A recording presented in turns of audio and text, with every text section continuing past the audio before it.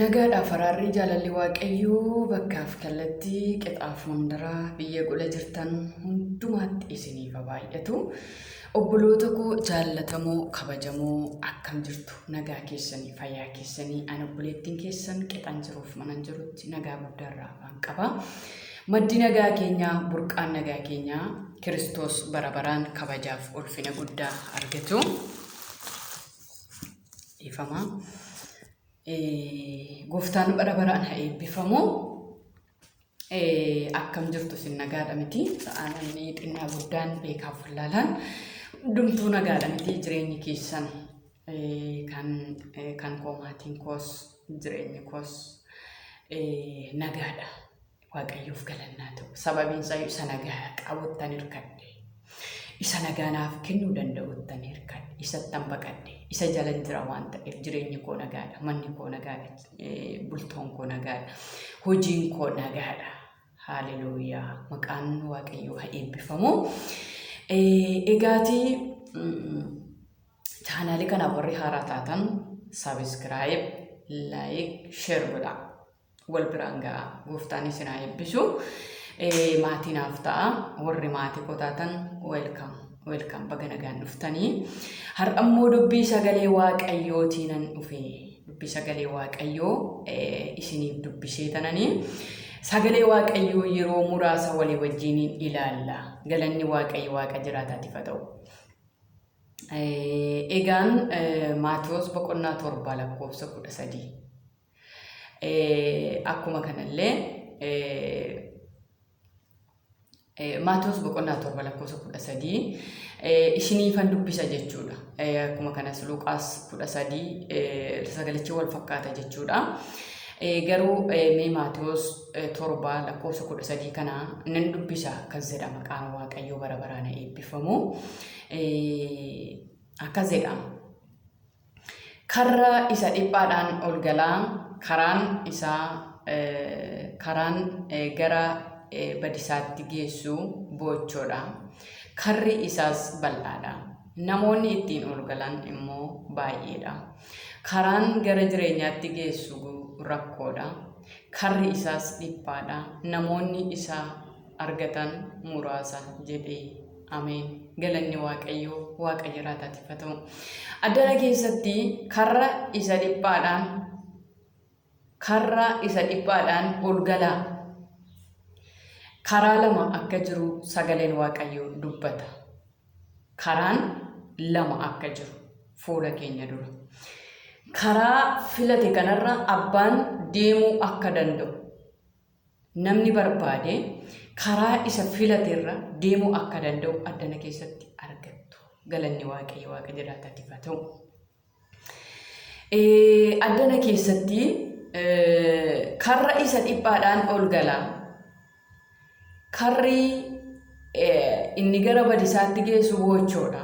Namoota baay'eetu irraan ol galuu danda'a. Galanni Waaqayyo Waaqa jiraataatiif haa ta'u. Isin garuu karaa isa dhiphaadhaan ol galaa. Karaa isa dhiphaa kanarra adeemaa jedha jechuudha addana keessatti. Galanni Waaqayyo Waaqa jiraataatiif haa ta'u. Karra isa dhiphaadhaan ol galaa. Karaan kara badisaatti geessu bal'aadha. Namoota baay'eetu ittiin ol gala. Karaan inni kara badisaatti geessu kun nama rakkisu. Deemsaaf mijataadha. Kara barbaadde wal bukkee deemuu dandeessa. Dhugaatii dhugaa deemuu dandeessa. Karicharra waan baay'eetu jira. Waan baay'eetu nagadama karicharra. Dhugaatiin hin nagadama. Sirbuu dandeessa. Ejjuu dandeessa. Waan baay'ee godhaa deemuu dandeessa karicharra. Garuu dhuma isaa fokkisaadha. Garuu dhuma isaatu salphinadha. Garuu dhuma isaatu boo'ichadha. Garuu dhuma isaa wawwaannaadha. Waaqayyo anaaf seena baraaru. Ameen. Karaan kara badisaatti geessu kun namoonni baay'een cookaarra deemu. Sagalee dhageessisaa deemu. Itti tolaa deemu. Mijataadha. Gufuun qabu.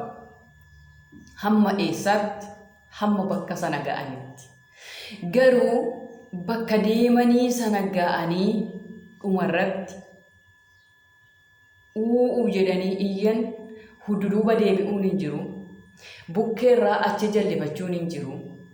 As goranii achi goranii darbuun hin jiru. Bowwaadha jechuudha.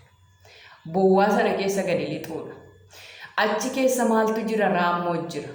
Achi keessa abidda jira. Achi keessa gidiraa jira. Achi keessa boo'u jira.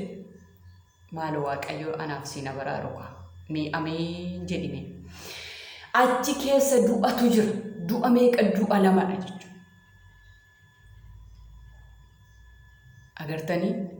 Agartanii dhuma karaa sabalaa.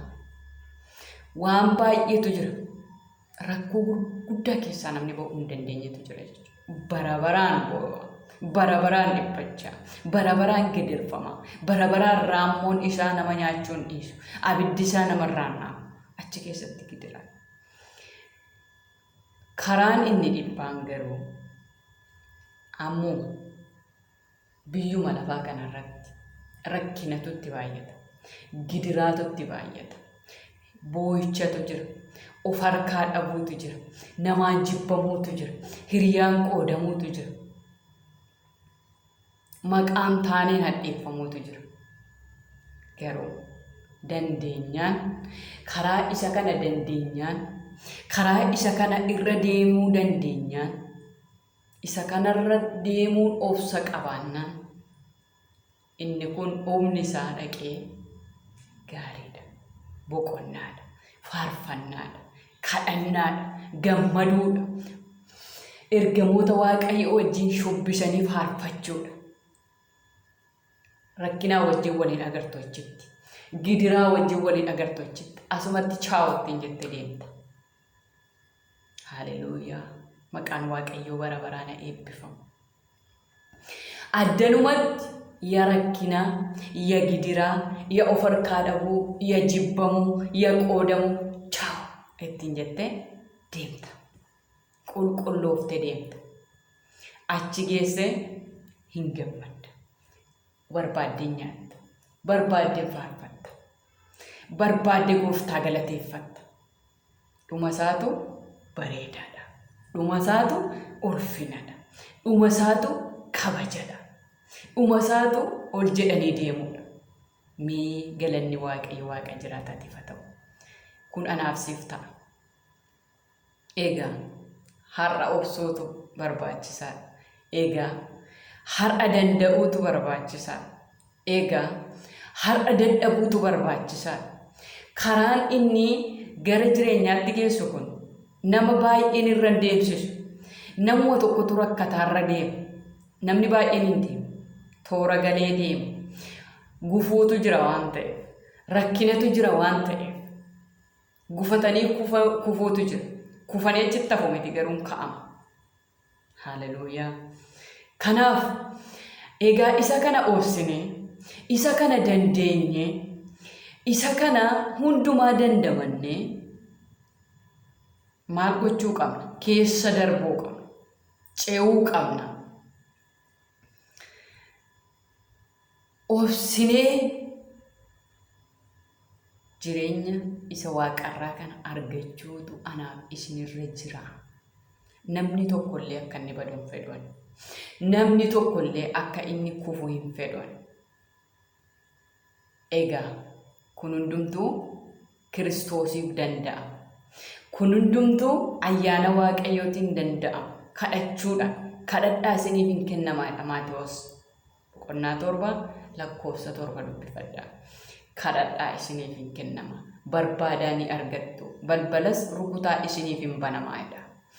Kanaafiyyuu kadhannee fuula kee turuu naa wayya. Wanjoo kee kana baachuu naa wayya. Si wajjin deebi'uu naa wayya. Osuman qullaa ta'u, osuman of harkaa dhabu, osuman hiyyoomu, osuman hiriyaan qoodamu, osuman lammii kootiin qomoo kootiin jibbamu si wajjin adeemuutu naa wayya. Dhuma koo bareeda waan ta'eef, galgala kootu mijataa ta'a waan ta'eef, isa bara lafa kanarra jiraadhu lakkoofsaan jiraadhu kana osoo hin taane kan bara baraatiifan qophaa'uu barbaada waan ta'eef siinaa wayya ittiin jedhaaga. Siinaa wayya. Situ na ceesisa. Situ karaa kooti. Situ daandii kooti ittiin jedhaaga. Haleluuyaa. Maqaan Waaqayyoo bara baraan haa kabajamu, haa eebbifamu. Kanaaf saba Waaqayyoo. Waaqayyoo kana ol qaba. Waaqayyoo kanaaf of kenna.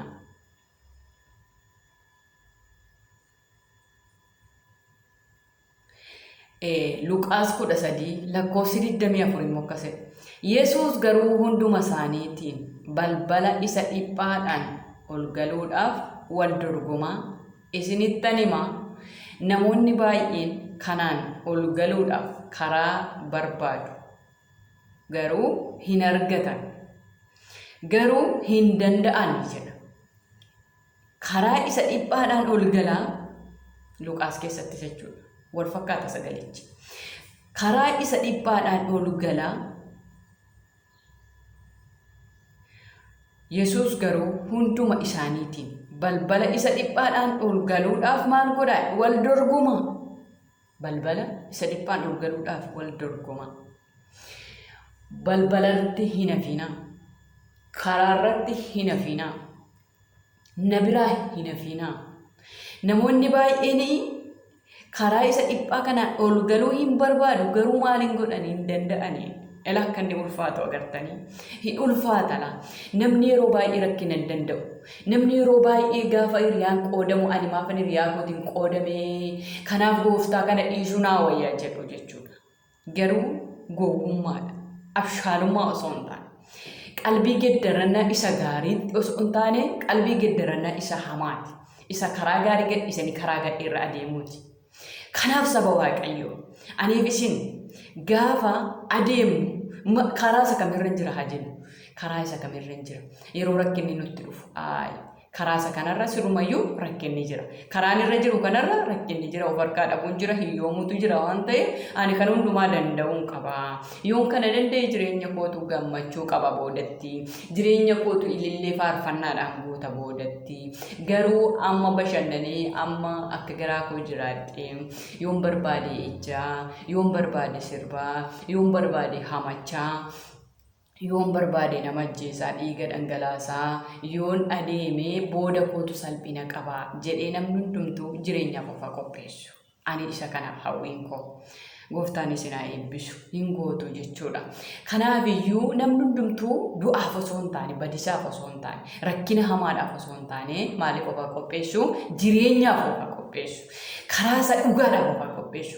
Karaa Waaqayyoo adeemuudhaaf of qopheessu namni hundumtuu jechuudha. Obboloota koo Waaqayyo isin haa gargaaru. Anaanis Waaqayyo haa gargaaru. Amma biyya lafaa kanarra jirrutti rakkinatu jira waan ta'eef.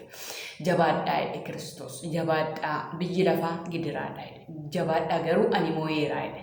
Inni moo'e kun moosisa waan ta'eef. Inni moo'e kun inni injifate kun nu injifachiisa waan ta'eef nus immoo kana mo'annee akka dabarru Waaqayyo ayyaana isaa nuuf haa baay'isu. Waaqayyo araara isaa keessatti anaaf isin haa eegu. Ameen ameen. Galanni Waaqayyo Waaqa jiraataatiif haa ta'u. Akkuma amantaan isiniif ta'a. Akkuma isin amantan isiniif ta'a. Akkuma isin amantan, akkuma isinitti of laattanitti isiniif ta'a jechuudha. Yoo garaa guututti of laattan hin dandeessu. Rakkina kana dandeessu, gidiraa kana dandeessu, harkaa dhabuu, yoom qoodamuu waan baay'ee kana hin dandeessu jechuudha. Garuu itti of hin laanne taanarraa adeemu yookiin achi goruu yookiin as goruu ta'u yookiin qabbanaa yookiin immoo ho'a ta'utu nurra jira malee giddu galeessa taane rarraane akka hin taane ta'u Waaqayyo anaaf isiniin haa baraaru. Isiniin jechuun jaalladha.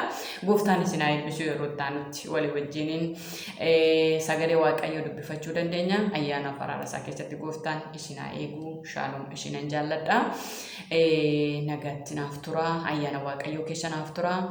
Laayik gochuun dagatinaa. Gooftaan isin haa eebbisu. Shaaloom shaaloom.